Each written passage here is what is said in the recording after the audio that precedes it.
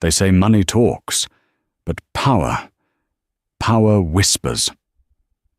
When Elara Vance, the billionaire owner of Sky High Aviation, walked into her own private terminal wearing a hoodie and worn-out sneakers, she wasn't looking for attention. She was looking for the truth. She found it in Brad Sterling, a man who thought a tailored suit gave him the right to treat people like trash. He pointed to the door. He told her to wait in the rain. He laughed while she shivered. But he didn't know that the plane he was boarding, the job he was protecting, and the very ground he stood on belonged to her. And by the time this flight lands, his life will never be the same. The automatic doors of the JFK private terminal slid open with a soft, expensive whoosh, admitting a gust of biting November wind and a woman who looked like she had walked straight out of a subway mishap. Elara Vance pulled the hood of her charcoal sweatshirt tighter around her face. She was tired. Bone tired. It had been a 20-hour flight from Tokyo, followed by a delay in customs that had nothing to do with her status and everything to do with a system glitch. She hadn't slept in 30 hours. Her hair was pulled back in a messy bun, her vintage sneakers were scuffed, and she was carrying a backpack that looked like it had survived a war zone. To the untrained eye, Elara looked like a weary traveler who had gotten lost looking for the economy bus shuttle. To those who knew the industry, Elara Vance was a ghost, a legend, the silent majority shareholder of Horizon Global, the parent company of the very airline operating out of this Lux terminal. But today, nobody knew the industry. Today, she was just a black woman in a hoodie standing on the pristine marble floor of the elite lounge. She walked toward the concierge desk. The terminal was quiet, smelling of white tea and old money. A few yards away, a group of 4 people stood in a tight circle, laughing loudly. They were polished, shiny, and loud, the kind of corporate climbers who wore their salaries on their wrists. Elara recognized them immediately. There was Brad Sterling, the newly appointed regional VP of North American operations. He was taller than he needed to be, wearing a navy suit that cost more than most people's cars, his blonde hair gelled into a helmet of perfection. Next to him was Jessica Thorne, the director of HR, clutching a tablet like a shield. Then there was Marcus Reed, the CFO, looking nervous, and a younger assistant named Chloe, who looked terrified. They were here for the merger summit, a meeting Elara had called. They were expecting to meet the CEO of Horizon Global on the private jet to London. They just didn't know the CEO was standing 10 feet away, looking for a bottle of water. Elara approached the counter. The concierge, a young man named Timothy, who was usually attentive, was currently being berated by Brad Sterling. "I don't care what the manifest says, Timothy," Brad snapped, his voice echoing off the high ceilings. "I want the 009 Dom Perignon on the flight, not the 12. If I have to drink the 12, I might as well fly commercial with the cattle." Jessica giggled, a sharp, unpleasant sound. "Oh, Brad, stop. You're terrifying the poor boy." "He needs to be terrified," Brad sneered, not even looking at Timothy. "Excellence requires pressure. If he can't handle a champagne order, how is he going to handle the heavy hitters?" Elara stepped up to the counter, right next to Brad. She didn't look at him. She just looked at Timothy, whose face was pale. "Excuse me," Elara said, her voice raspy from exhaustion. "Could I just get a bottle of water and check into the flight for London? I'm on the manifest." The silence that followed was heavy. Brad stopped talking. He turned slowly, looking down at Elara. He scanned her from her messy hair to her scuffed sneakers. His lip curled in genuine disgust. "Excuse me?" Brad said, his tone dripping with incredulity. "We are in the middle of a conversation, and this is the private terminal. Deliveries go around the back." Elara finally looked at him. Her eyes were dark, calm, and terrifyingly intelligent. "I'm not a delivery driver. I'm a passenger." Brad laughed. It was a bark of a laugh, short and cruel. He looked at Jessica and Marcus. "Did you hear that? She thinks she's a passenger." Jessica stepped forward, adjusting her glasses. "Ma'am, I think you're confused. This is the Horizon Elite Lounge. It's for private charter members and executive management only. The commercial terminal is Terminal 4. You need to take the air train." "I know where I am," Ilara said, her voice steady. "My name is Ilara. I'm on the flight to London." "Ilara," Brad repeated, mocking the name. "Listen, honey. We are waiting for the CEO of a multi-billion-dollar conglomerate. We are about to board a $50 million jet.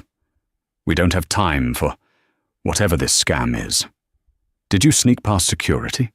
Do I need to call the police?" "Check the list," Ilara said to Timothy. "Please." Timothy's fingers hovered over the keyboard. He looked terrified of Brad. "Don't you dare!" Brad slammed his hand on the marble counter. "Timothy, if you waste 1 second of my time checking a list for a homeless person, I will have your badge before we take off. Do you understand me?" Timothy flinched. He looked at Ilara, eyes pleading. "Mom, Please, you have to leave." Ilara felt the cold twist of anger in her gut. It wasn't the insult. She was used to being underestimated. It was the bullying of the staff. It was the arrogance. "I'm not leaving," Ilara said softly. "I have a seat on that plane." Brad stepped into her personal space. He smelled of expensive cologne and stale coffee. "Listen to me closely. You are ruining the aesthetic. You are ruining the vibe. And frankly, you smell like the subway. Get out. Now." He pointed a manicured finger toward the sliding glass doors. Outside, the rain had started to pour, a grey, miserable sheet of water. "You want me to wait outside?" Ilara asked. "I don't care where you wait," Brad spat. "Just don't do it here." The tension in the lobby was thick enough to choke on. Chloe, the young assistant, looked like she wanted to say something, her eyes darting between Ilara and Brad. But fear kept her mouth shut. Marcus Reed, the CFO, just checked his watch, indifferent to the cruelty unfolding in front of him. Ilara didn't move. She held her ground, her gaze locked on Brad's. "You're making a mistake, Mr. Sterling, a very expensive one." Brad's face turned a shade of crimson. "You know my name." "Oh, I get it. You're a stalker, or maybe a disgruntled ex-employee. Security." He didn't wait for security. He grabbed Ilara's upper arm. The contact was shocking. Ilara flinched, pulling her arm back violently. "Don't touch me." "Then leave," Brad shouted, losing his composure completely. "Get out of my lounge. You are trespassing."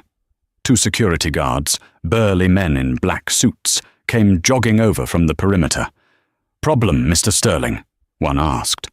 "Huge problem," Brad said, straightening his suit jacket, regaining his sneering composure.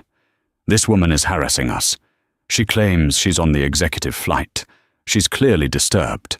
Remove her, and make sure she stays off the premises." The guard looked at Ilara. "Ma'am, you need to come with us."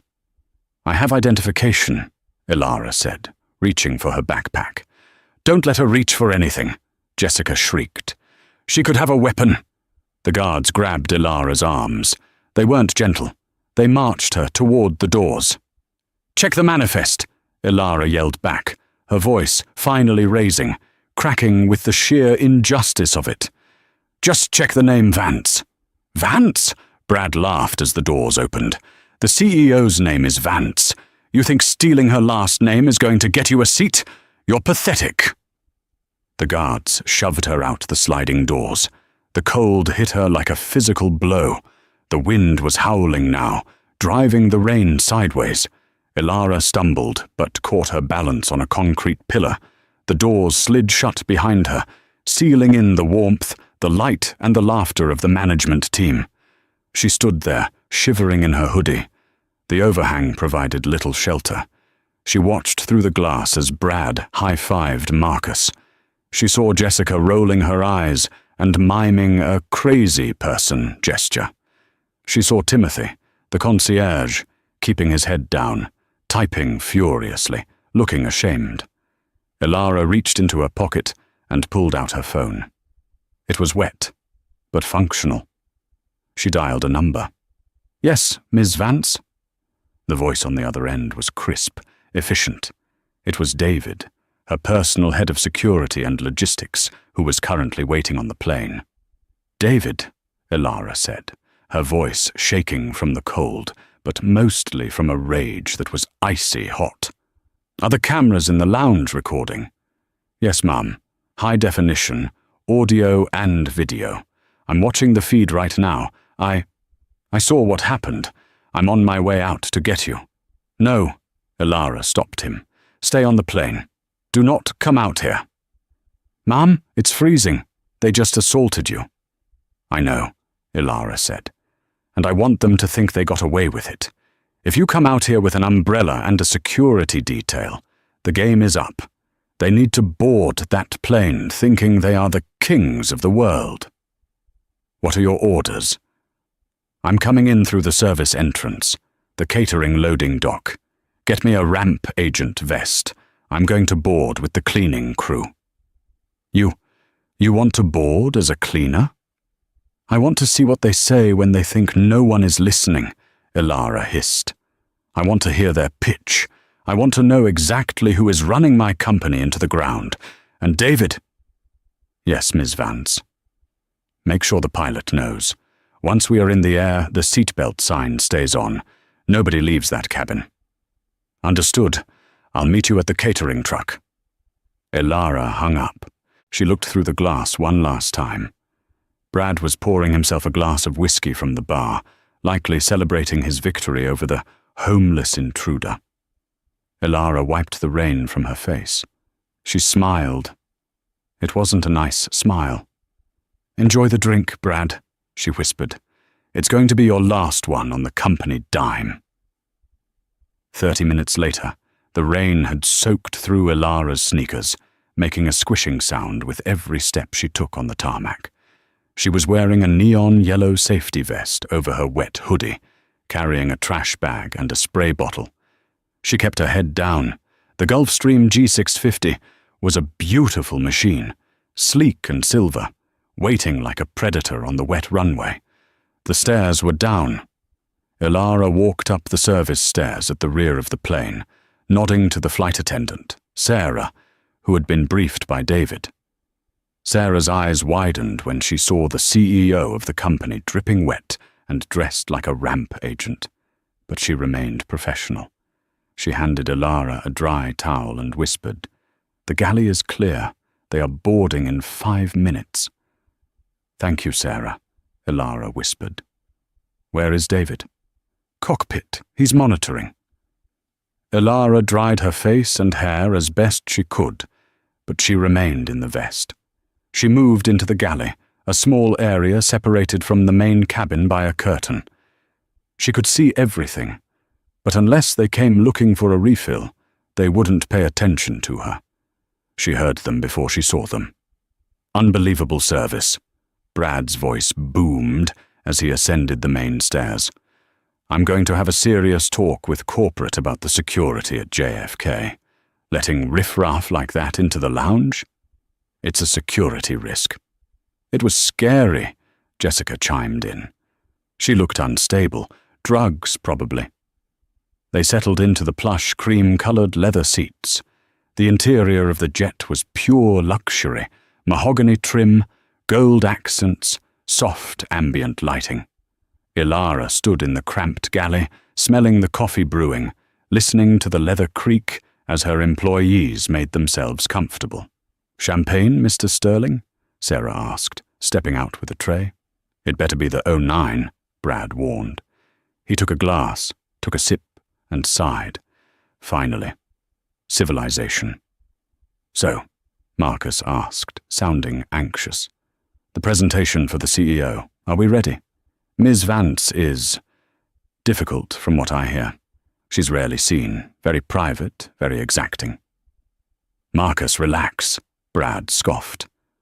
Elara Vance is a figurehead. She inherited the company. She probably spends her time at spas in Switzerland. We just need to dazzle her with the numbers. We cut the labor costs by 15% this quarter. That's all she cares about. Profit. Elara clenched her fists in the galley. Cut labor costs? She hadn't authorized a labor cut. In fact, she had explicitly ordered a bonus retention program. How did we cut the costs again? Chloe asked tentatively.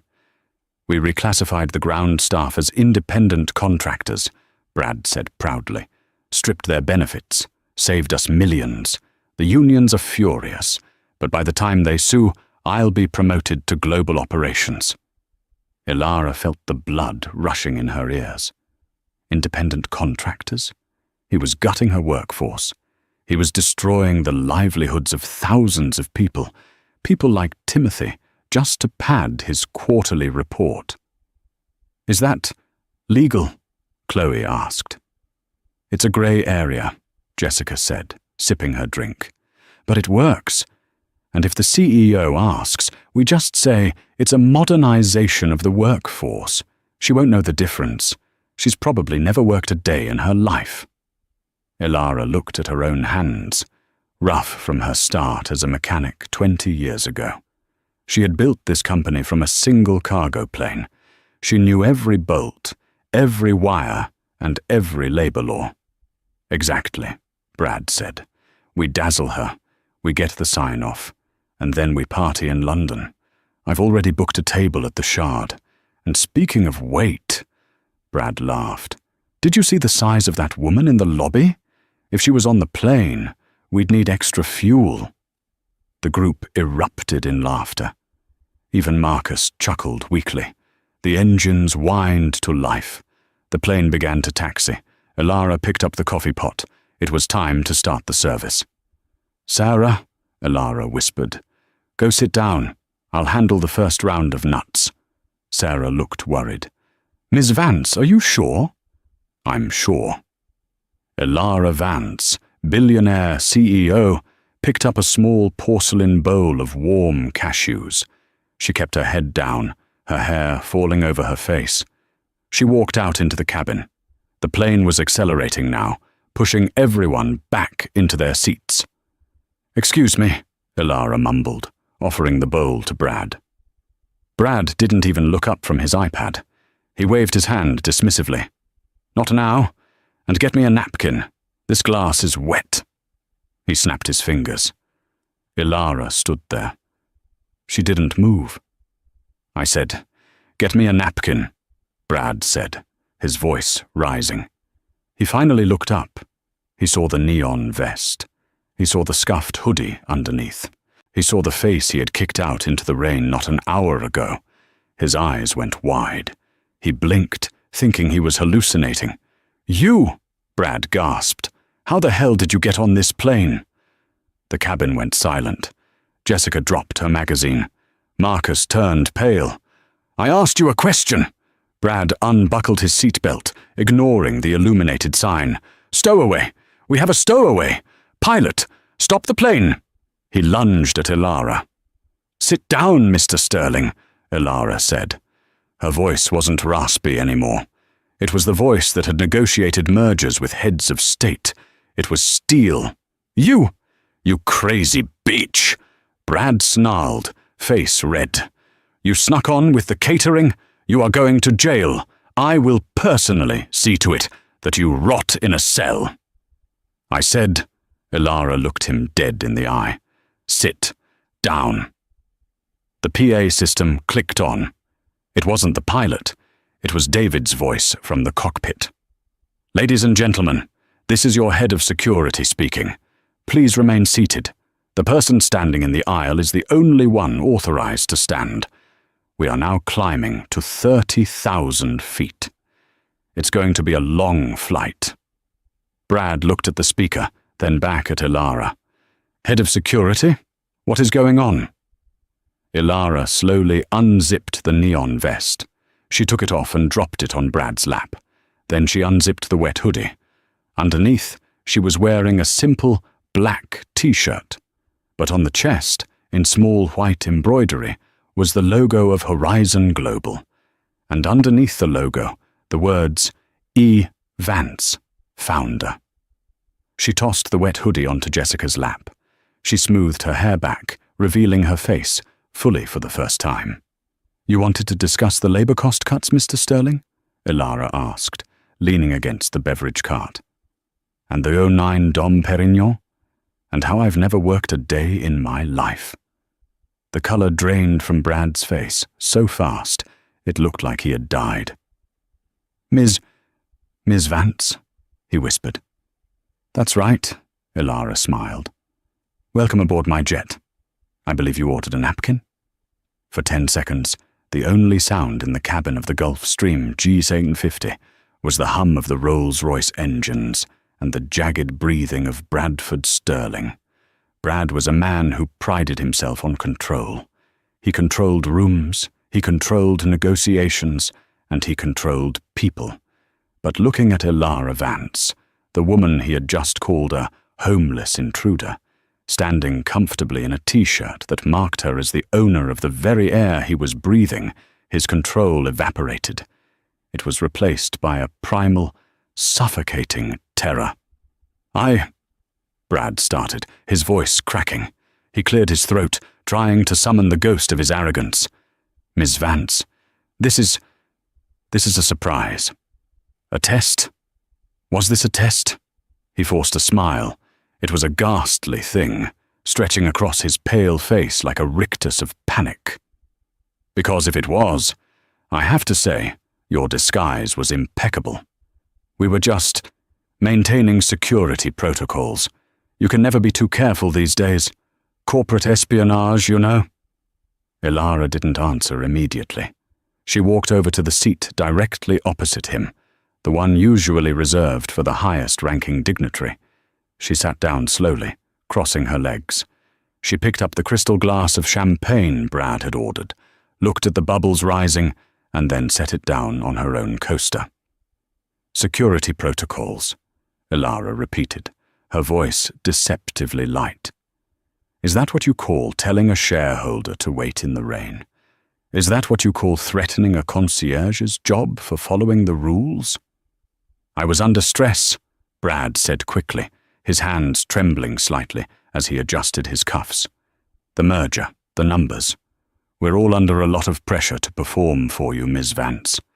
We just wanted everything perfect for your arrival. And you, Jessica?" Ilara turned her gaze to the HR director. Jessica Thorne was shrinking into her seat. She was clutching her tablet so hard her knuckles were white. "Ms. Vance, I had no idea it was you. If we had known—" "Stop," Ilara said. The word was soft, but it snapped like a whip. "If you had known it was me, you would have offered me a drink. You would have smiled.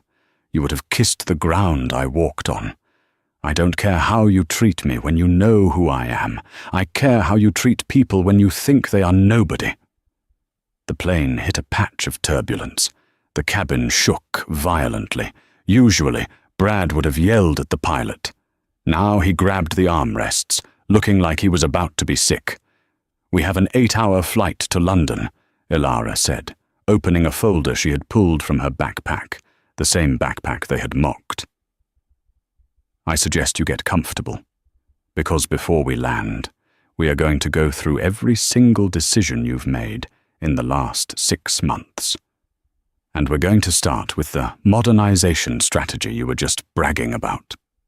Marcus Reed, the CFO, wiped sweat from his forehead. "Ms. Vance, the financial reports are sound. The EBITDA is up 12%.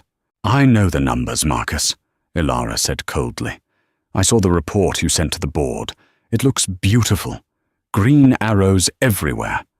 But I also saw the internal memos you didn't send to the board, the ones David recovered from your deleted items folder." Marcus froze. "Deleted items?" Ilara tapped the intercom button. David, could you bring in the trash file? David, the massive head of security, stepped out of the cockpit. He wasn't holding a weapon. He was holding a stack of papers 3 inches thick. He dropped them onto the mahogany table in the center of the 4 seats. The thud echoed in the silence. "You see?" Ilara said, picking up the top sheet. "I didn't just fly in from Tokyo today. I've been in the country for a week. I visited the call center in Detroit on Tuesday. I worked the baggage line in Atlanta on Thursday. And yesterday I sat in the back of the room during your town hall meeting with the union reps. You didn't see me because you never look at the back of the room." She slid a photo across the table. It was a picture of Brad laughing while a union representative cried. "Explain this, Brad," Ilara commanded. Brad looked at the photo. He looked at Ilara. The charm offensive was over. He realized that sycophancy wouldn't work. He decided to try the only other tool he had: aggression. He straightened his spine. "Look, Ilara. Can I call you Ilara? You're emotional. I get it. You saw the sausage being made, and it's ugly. But that's business. You want to stay a billionaire? You want Horizon Global to stay on top? Then you need killers like me. You need people who can make the hard choices, so you can sit in your castle and pretend your hands are clean. I cut the dead weight. I saved you millions. You should be thanking me, not lecturing me about manners." Ilara stared at him. For a moment, the only sound was the wind rushing outside the fuselage. "You think you saved me millions?" Ilara asked quietly. "I know I did," Brad scoffed, regaining some confidence. "Check the stock price." "I did," Ilara said. "It's up for now. But tell me, Marcus, what is the projected cost of the class action lawsuit filed by the 4,000 employees you illegally reclassified as contractors?" Marcus choked. There is no lawsuit. "Not yet," Ilara said. "But there will be on Monday, because I just funded their legal defense." The silence that followed was absolute. Brad's mouth fell open. You funded a lawsuit against your own company?" "I funded a lawsuit against you," Ilara corrected, "and against the fraudulent management practices that are about to destroy my brand's reputation. You didn't save me money, Brad. You exposed this company to the biggest liability in its history.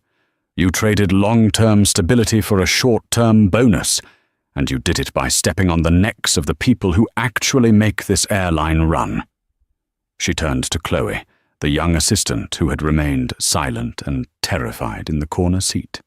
"Chloe," Ilara said gently. Chloe jumped. Yes, Mum?" "You asked if reclassifying the staff was legal. You asked that earlier, didn't you?" I did," Chloe whispered.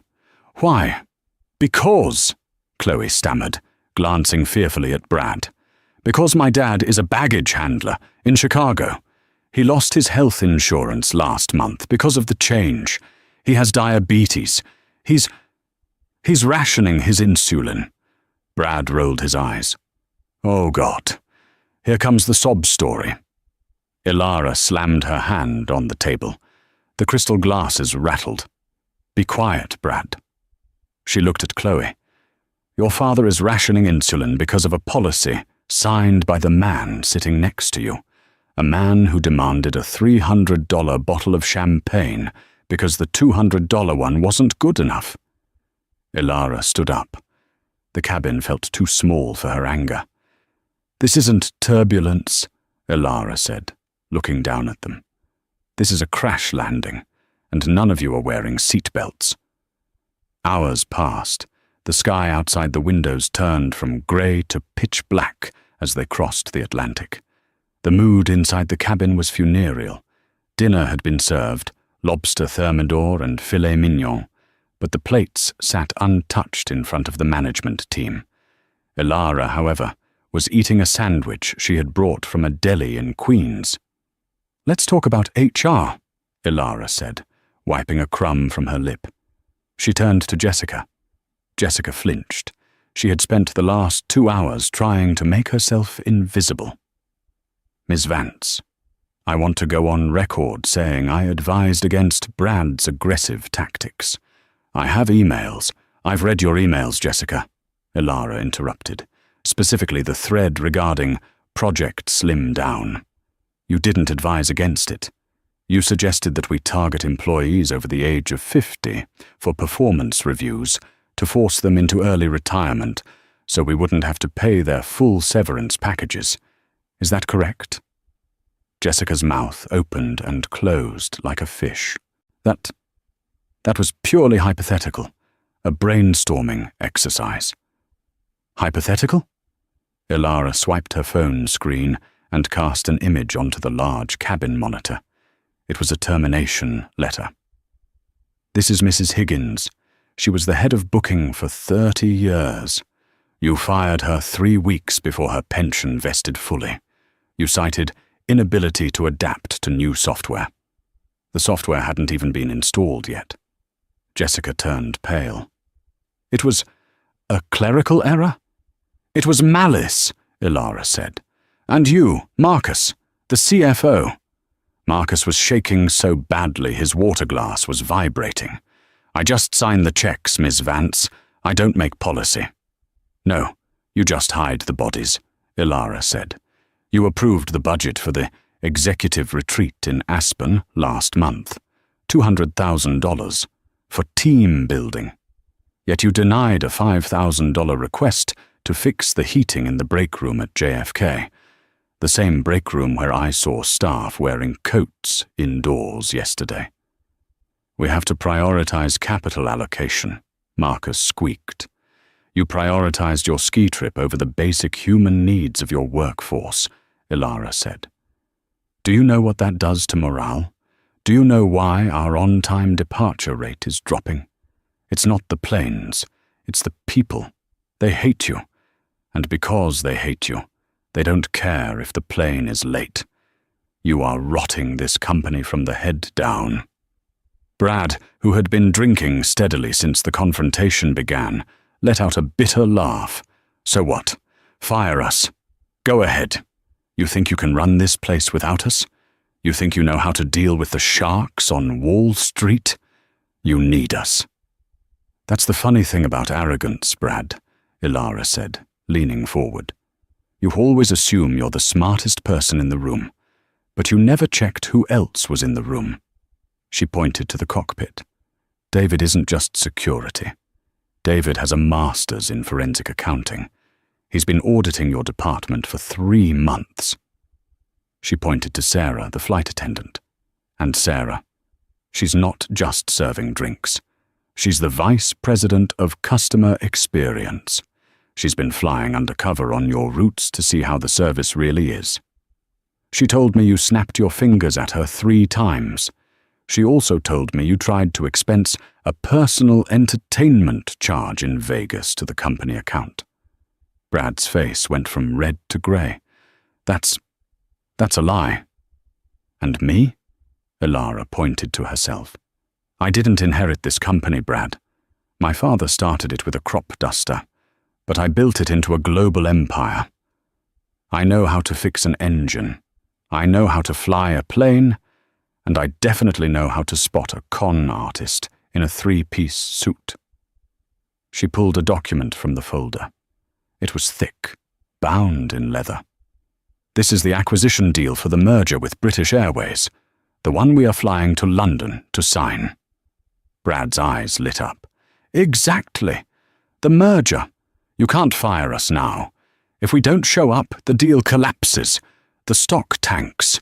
You lose billions. You have to keep us, at least until the ink is dry." He leaned back, a smug grin returning. "You're trapped, Ilara. You need my face on that stage tomorrow. I'm the face of the deal." Ilara looked at him with something resembling pity. "Oh, Brad. You really don't do your homework, do you?" "What do you mean?" "The deal was signed yesterday," Ilara said simply. "Digitally. I signed it while I was waiting for my luggage at JFK. The ceremony in London, it's just a party, a celebration. Brad froze. Which means, Ilara continued, her voice dropping to a whisper, I don't need your face.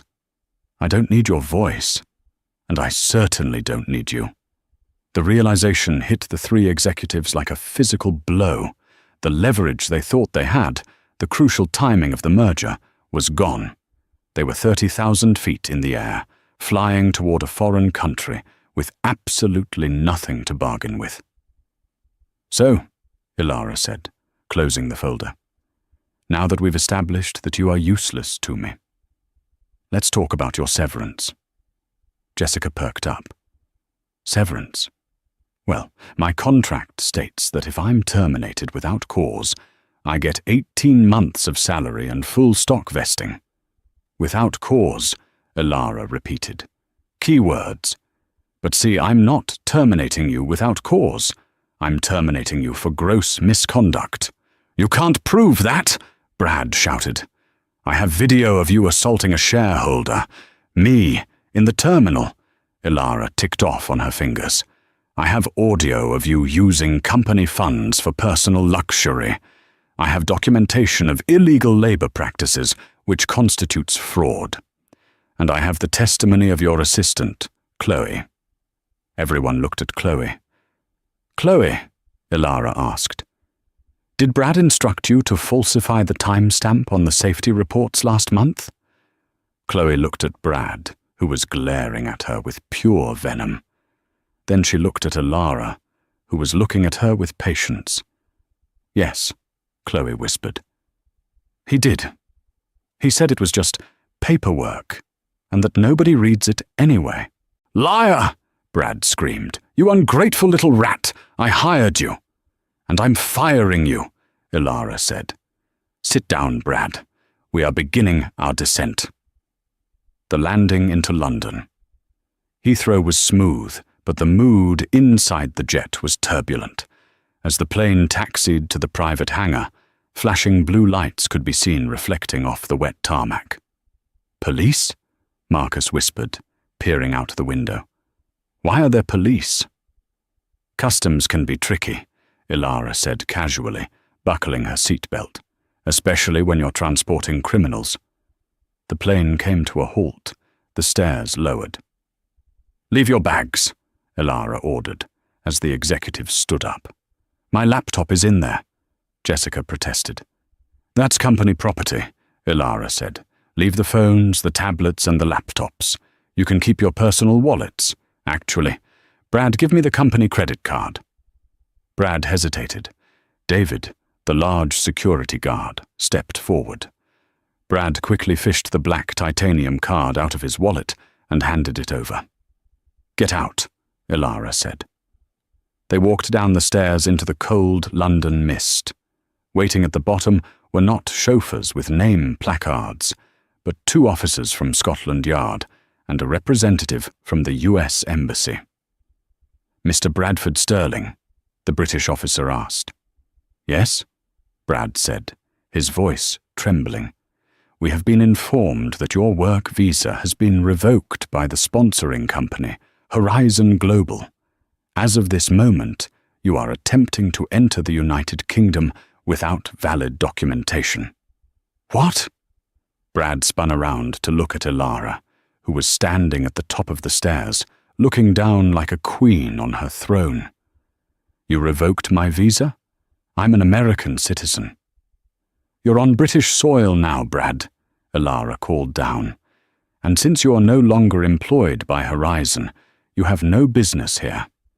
I believe the officers will escort you to the detention center until you can arrange a flight home. Detention? Jessica shrieked. I have a spa appointment. Not anymore, Ilara said. Officers, these 3 individuals, Mr. Sterling, Ms. Thorne, and Mr. Reed, are no longer affiliated with my company. Their return tickets were corporate perks, which have been cancelled. They are on their own.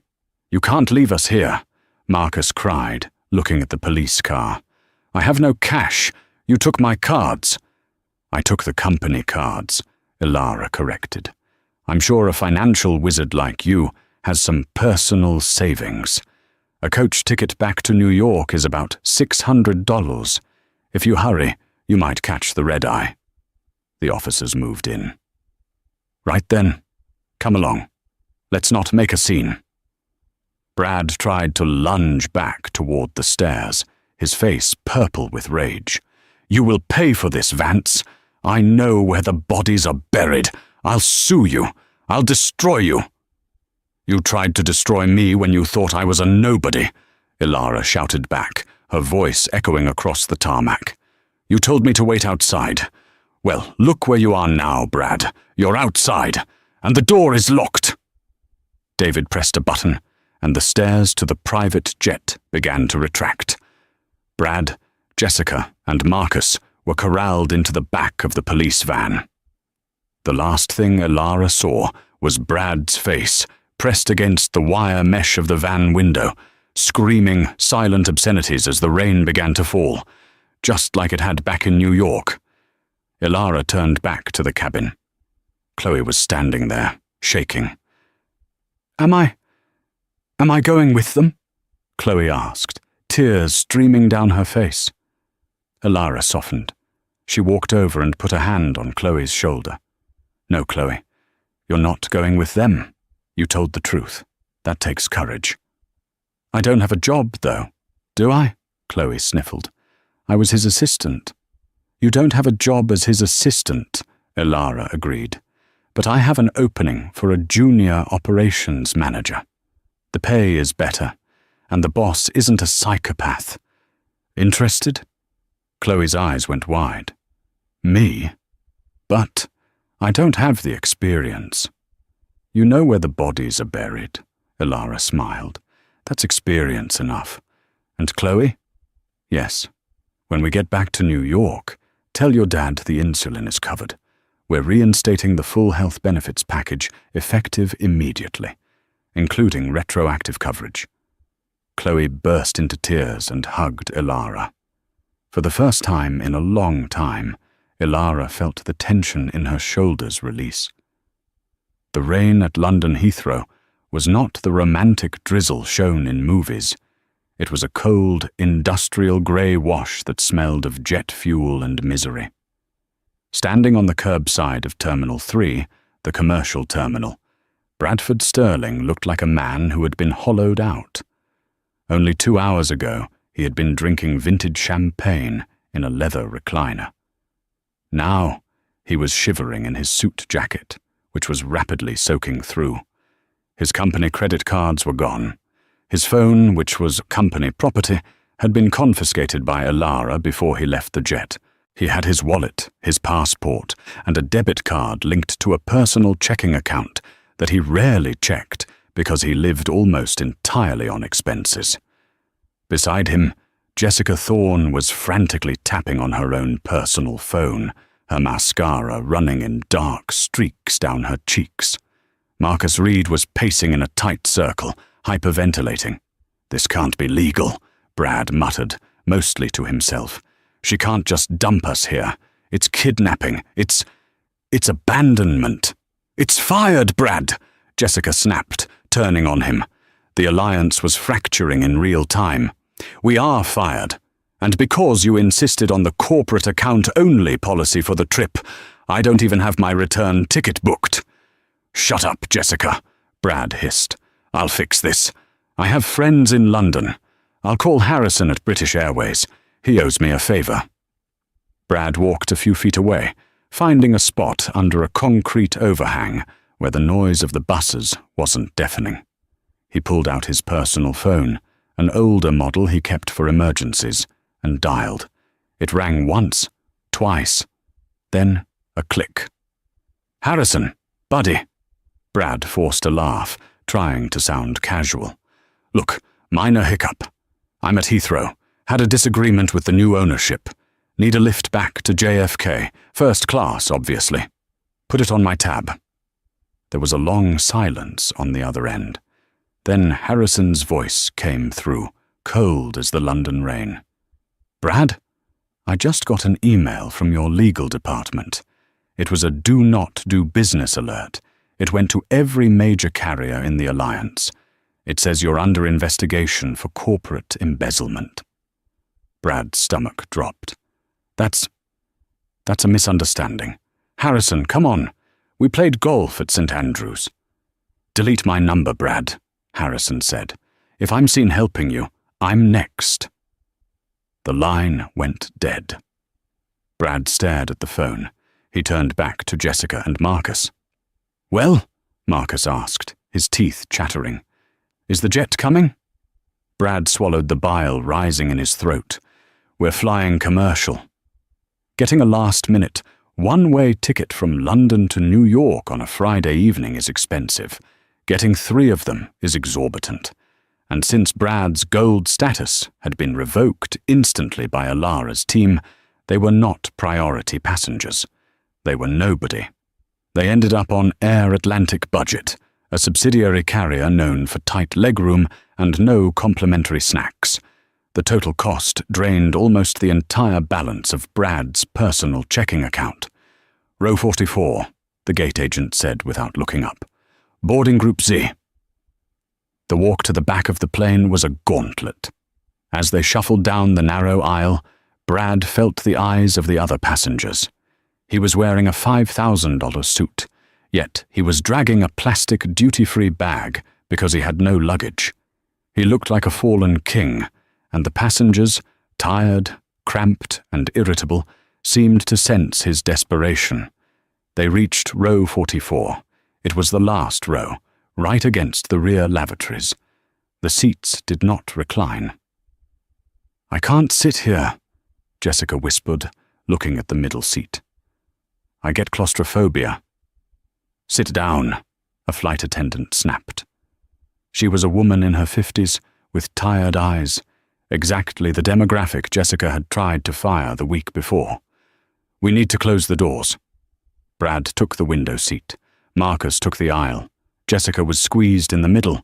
As the plane took off, the smell hit them. The chemical tang of the lavatory blue water mixed with the scent of warmed-up pasta from the galley. Brad closed his eyes, trying to dissociate, but he couldn't escape. Hey, a voice said. Brad opened his eyes. A teenager in the row ahead was leaning over the seat, holding a phone. You're that guy, right? From the news? Brad frowned. What news? The kid turned the screen around. It was a YouTube video trending Lapta 1.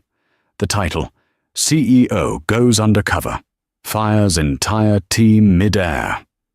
Someone on the private jet, likely Sarah, the flight attendant, had leaked the audio of the confrontation. That's you, the kid laughed, pointing. The Dom Perignon guy. Dude, you got roasted. Turn that off, Brad snarled. Hey everyone, the kid shouted to the cabin. The champagne guy is in row 44.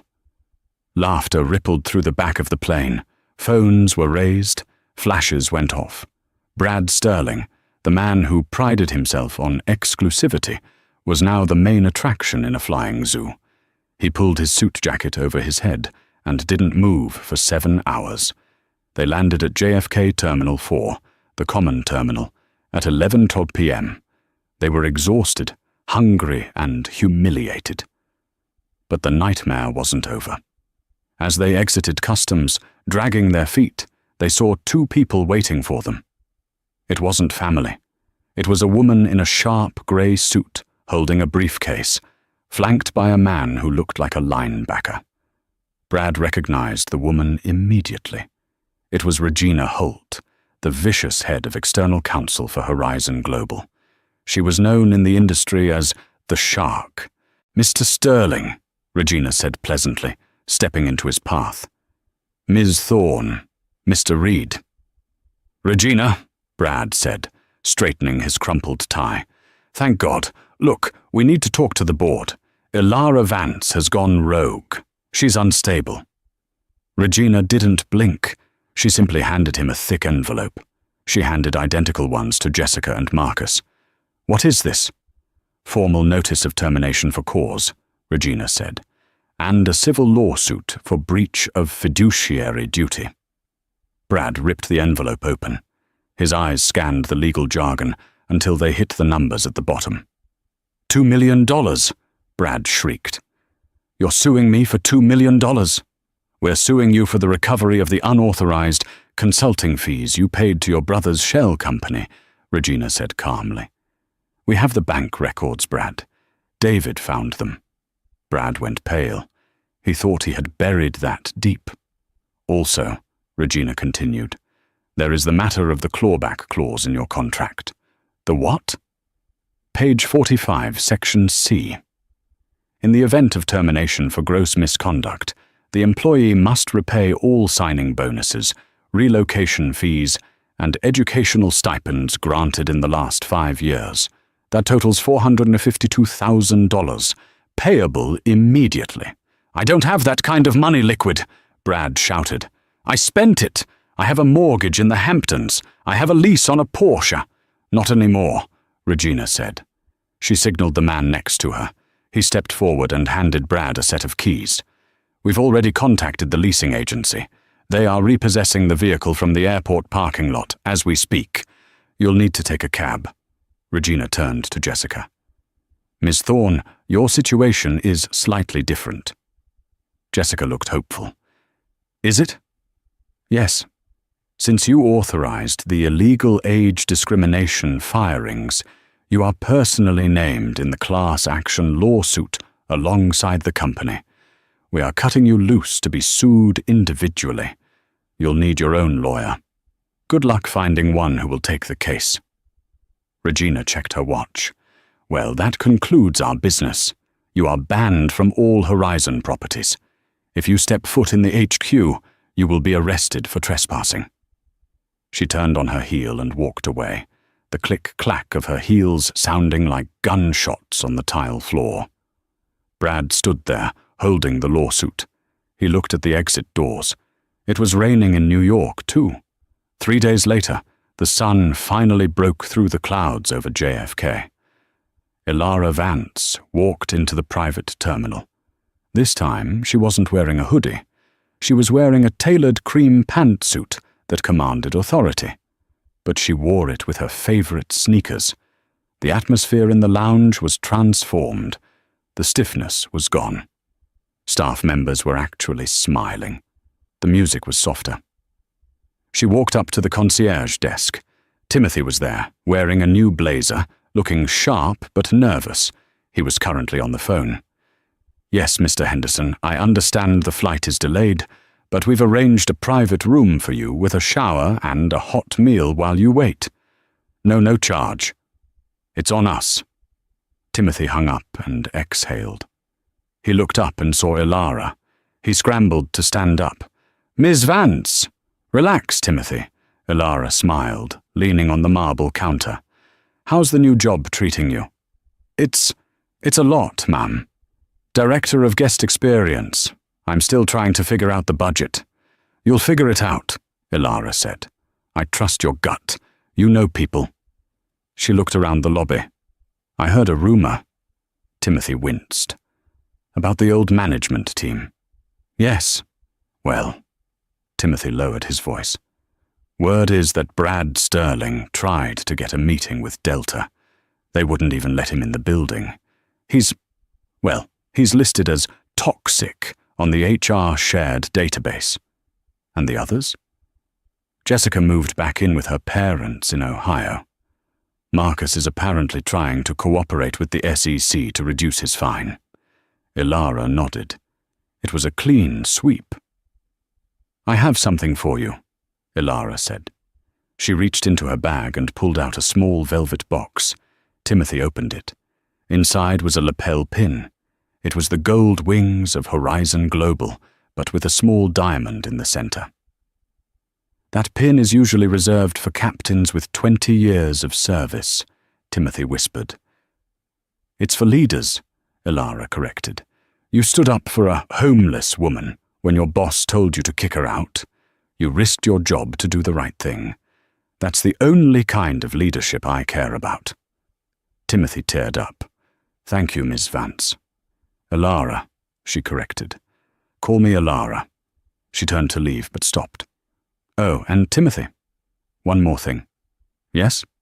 If Brad Sterling ever comes through those doors again, Timothy smiled, a genuine, confident smile. I'll tell him to wait outside. Ilara laughed. Perfect. Later that evening, in a small, cramped apartment in Queens, a phone rang. Brad Sterling was sitting on a futon. He had sold his watch. He had sold his designer suits on eBay. He was eating instant noodles. He looked at the phone. It was an unknown number. He picked it up, desperate for any news, any job offer. Hello? This is Brad Sterling. Mr. Sterling, a crisp female voice said. This is the admissions office of the Sterling Executive MBA program. Yes? Brad sat up. He had named the scholarship after himself years ago, using company money. It was his pride and joy. We are calling to inform you that, due to the recent morality clause, violations and the freezing of your assets, the university has decided to rename the program. Brad closed his eyes. You're taking my name off the building? Yes. Effective immediately. And there is one other thing. What else could there possibly be? Brad whispered. The board has selected a new benefactor to take over the sponsorship of the program. They insisted on the name change. Who? Brad asked, his voice trembling. Who is replacing me? It's being renamed the Chloe Mendez Scholarship for Ethical Leadership. The phone slipped from Brad's hand. Chloe, his assistant, the girl he had terrorized, the girl whose father he had almost killed by cutting benefits. She was now the face of the program that was supposed to be his legacy. Brad stared at the blank wall of his tiny apartment. The silence was absolute. He had climbed to the top of the world, only to find that the ladder was resting on people he thought were small. And when they moved, he fell. On the television in the corner, a news segment began. It was Ilara Vance, announcing record profits and a new employee profit-sharing scheme. She looked radiant. Brad reached for the remote to turn it off, but the batteries were dead. He sat there in the flickering light, forced to watch the success of the woman he had told to wait in the rain. Karma, he realized, didn't just hit back. It took everything. And then it made you watch. The downfall of Bradford Sterling wasn't just about losing money. It was about losing his name, his legacy, and his dignity. He learned too late that the people you step on to get to the top are the same people you'll meet on your way down. Only this time, they won't be there to catch you. Ilara Vance showed us that true strength isn't loud. It doesn't need to shout to be heard. It stands quietly in a hoodie, holding a bottle of water, waiting for the truth to reveal itself. And when it does, it changes everything. If this story satisfied your craving for justice, please give this video a thumbs up and share it with someone who needs a reminder that character always wins in the end. And don't forget to subscribe. Our next story features a rude landlord who doesn't realize his new tenant owns the entire city block. You won't want to miss it. Thanks for watching.